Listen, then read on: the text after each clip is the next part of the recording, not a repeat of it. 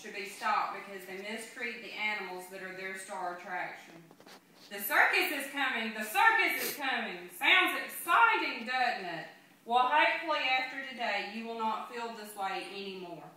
Ever since my children were little, they always wanted to go to the circus, but I would explain to them the horrible conditions that they were kept in, and would explain to them why we were not going to fund animal cruelty.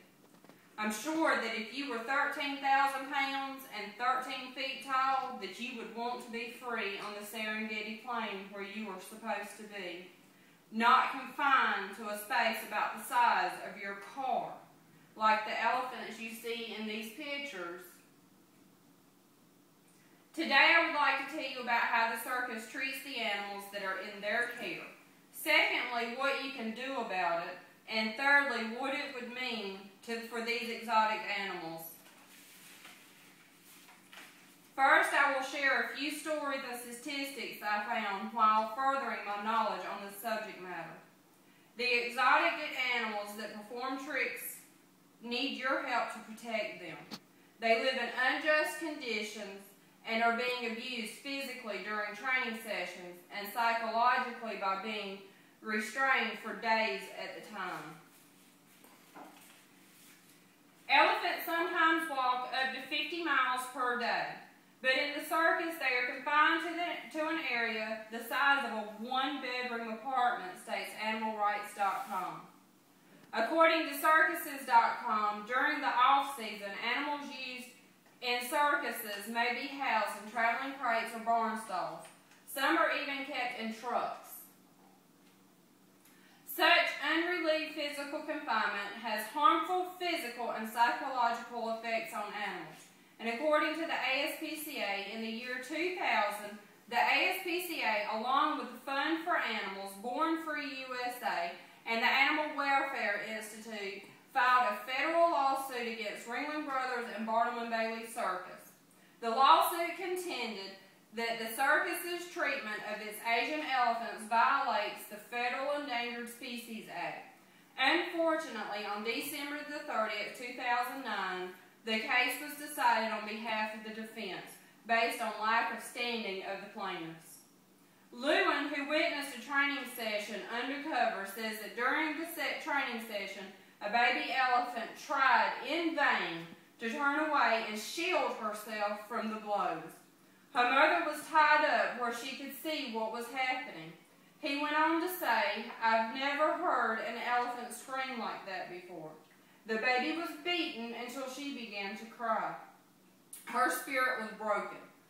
During these training sessions, animals are typically tied up and beaten 4 days, says Lewin. There was a point when the elephant was just resigned to what was happening and stood still. Life in her eyes disappeared. It was a look that was haunting. One of the problems is that the laws that are in place are not being enforced well enough. According to BornFreeUSA.org, there are fewer than 100 inspectors that are responsible for monitoring conditions at approximately 12,000 facilities. There are only 2,600 of which are licensed exhibitors displaying exotic animals to the public. Therefore, they are only infrequently inspected. Now that you have seen what the problem is, let's talk about what you can do. One big thing that you can do is don't attend the circuses. Don't buy tickets. If each one of us didn't buy a ticket, that is less money in their pocket to put on these shows, and that could possibly cause them to go out of business, which would free these animals. You can encourage your family, friends, neighbors, and people around you to attend human-only circuses. These circuses can be just as entertaining. Please take it upon yourself to further the research and learn more. Go to PETA's website and look at what they have compiled. It's just heartbreaking.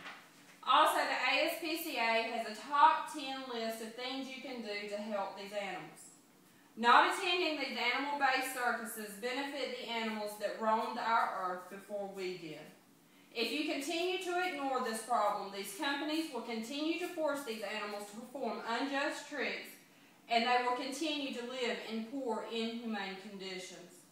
However, if you support my point of view and believe in my research, we can make a difference in these animals' lives. They will be able to retire to a safe sanctuary with plenty of room to roam. So ask yourself, which would you rather? This is why it is important for you to research the topic and get everyone you know on board. There is a website that you can go to and sign a pledge. It is bornfreeusa.org. They have made it a mission to shine the light on these inhumane practices by circuses. They also give you other take action steps that you can do. As you can see, it is a very important subject matter to talk about amongst people in your community when the circus comes to town. We have talked about inhumane conditions that these circus animals live in.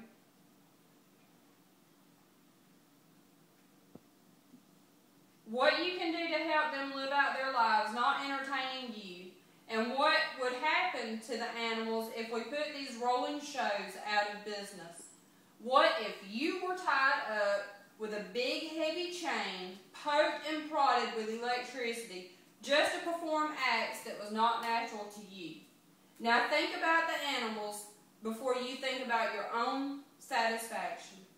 For years, my kids have begged me to go to the circus, and I have refused to give the circus with animals my hard-earned money just so that they can abuse the animals that are used for entertainment. Now, I challenge you to do the same. My kids have learned a valuable lesson.